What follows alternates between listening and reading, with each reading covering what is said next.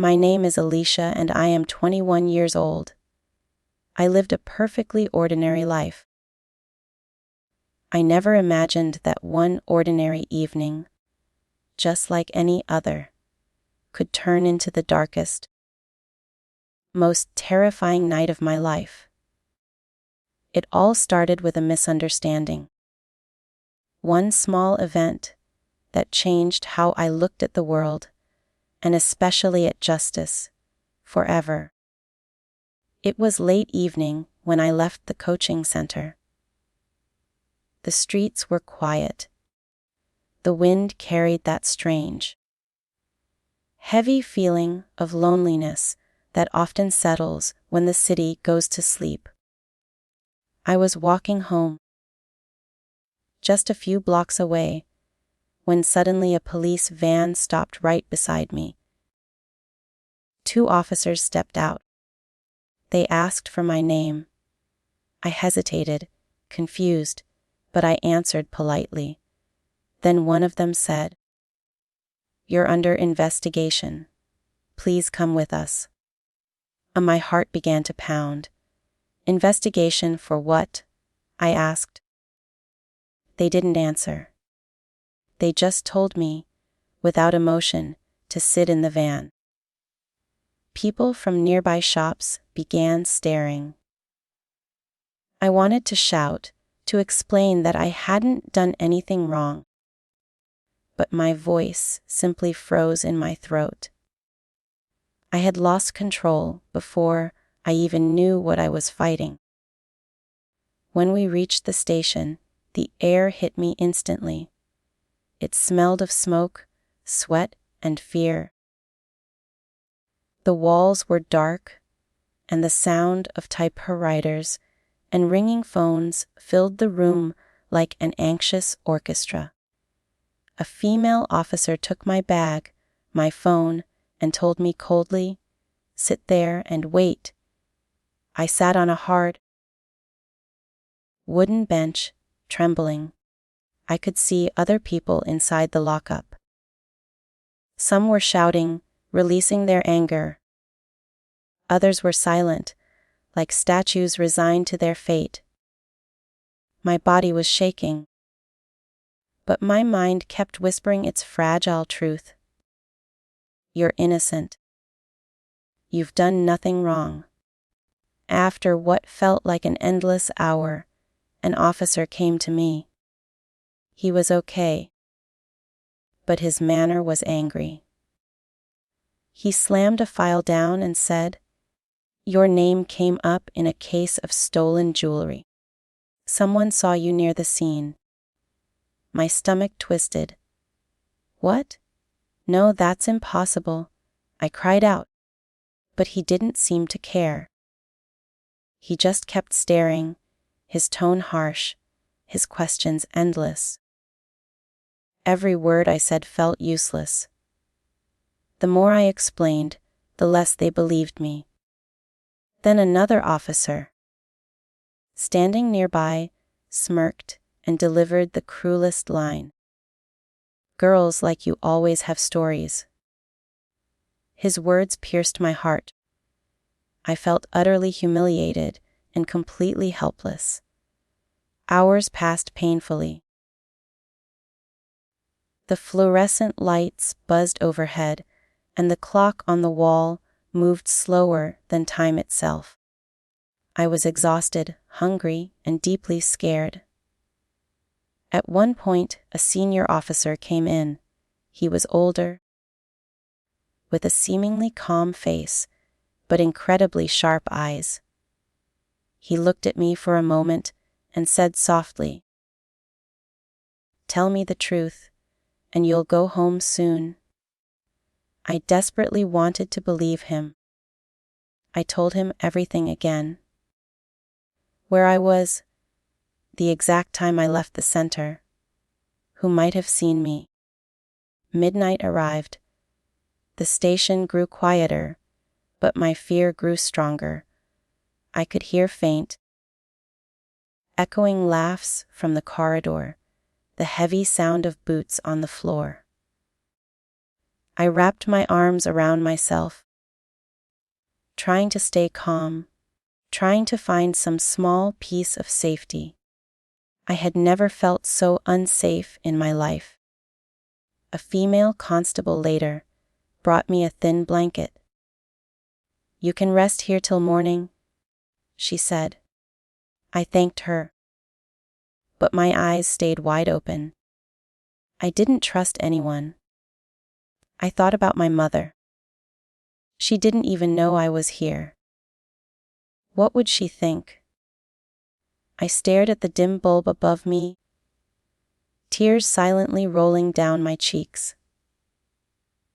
This is how quickly life can turn from peaceful to terrifying. Around 2:00 a.m., the senior officer returned and called my name. My heart raced again. He said they checked my record and found nothing suspicious, but my name was still in the complaint. I tried to speak, but my voice broke. "Sir, I swear I didn't do anything." He just sighed. "We'll find out the truth in the morning." That night, I sat in the corner of that police station. A place full of strangers, fear, and judgment, waiting for dawn to prove my innocence. I realized how easily a person's dignity can be taken away. I realized, sitting there, how easily a person's dignity can be taken away. How a simple misunderstanding can destroy peace. And how society treats a girl when she's accused, even before she's proven guilty. But in that corner, I also felt a strange strength rising inside me, a quiet voice whispering, "You must survive this night." The night finally ended, but for me, it felt like a lifetime had passed. My eyes were heavy, my heart empty, and my body cold from sitting on that hard bench all night. The station's lights flickered, surrendering their power as the morning sun tried to peek through the barred windows. I heard new footsteps, officers starting their morning shift. A new face entered, a female inspector. She looked serious, but her eyes carried a distinct kindness. When she saw me sitting there, she immediately asked, "Why is this girl still here?" One of the male officers replied lazily, "She's involved in the jewelry theft case." Her name came up. The female inspector looked at me carefully, then turned to the officer. "Did you check the CCTV footage?" she asked. There was silence. A long, uncomfortable silence. That lack of an answer told her everything she needed to know. She turned back toward me and said gently, "Don't worry, Alisha. I'll look into it myself." She walked out, and a few minutes later, she returned with a USB drive in her hand. They connected it to a monitor, and there, clearly visible on the screen, was the real face of the thief. It wasn't me. The footage showed another woman, wearing the exact same color dress I had on that night. That's why the witness got confused. The inspector looked at me with deep pity. "I'm sorry, Alisha," she said. "This was a misunderstanding." My eyes instantly filled with tears. I didn't know which emotion to cling to. Happy that I was finally free, or utterly broken, because of how I was treated without a reason, without a shred of benefit of the doubt. The senior officer who questioned me last night came in and simply said, "You can go now." just like that. No apology, no explanation, no justice for the hours of fear they inflicted. I wanted to scream, to ask, "Do you know what I went through last night? Do you know what you took from me?" But the words stuck in my throat. Useless once more. I stood up slowly. My legs were trembling, weak from the cold and the fear. When they returned my bag and phone, I noticed one officer smirk at me again, as if I should be thankful to them for simply letting me go. I walked out without looking back. The sun outside was bright, but I couldn't feel its warmth. My soul felt tired, weary beyond my 21 years. When I reached home, my mother ran to me. Her eyes were swollen from crying. "Where were you, Alisha?" I thought something terrible happened. I hugged her tightly and cried like a child. "Mommy," I whispered. They thought I was a criminal. She stroked my hair, whispering, "You're safe now, my daughter. That's all that matters." But deep inside, I knew something had fundamentally changed. That night had taken away a piece of my innocence, my trust in the system, and my belief that truth always wins easily.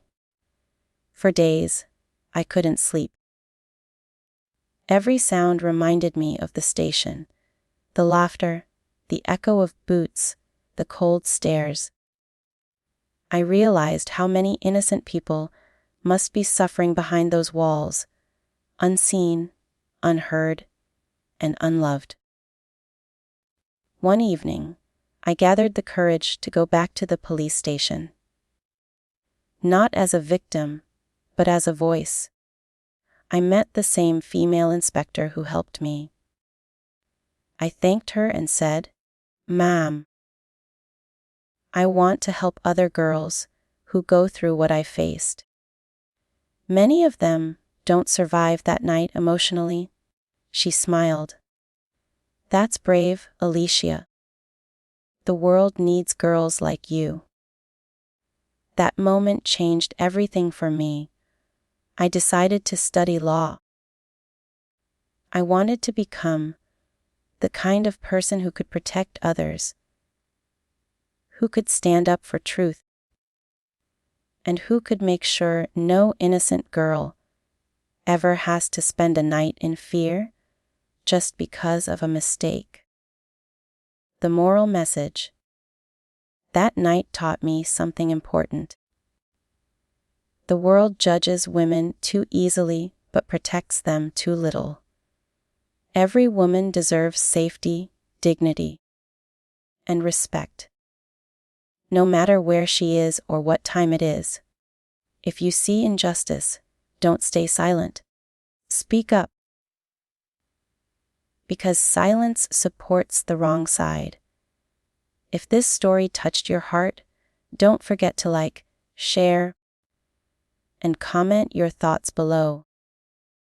Subscribe for more real life English stories that teach both language and life lessons.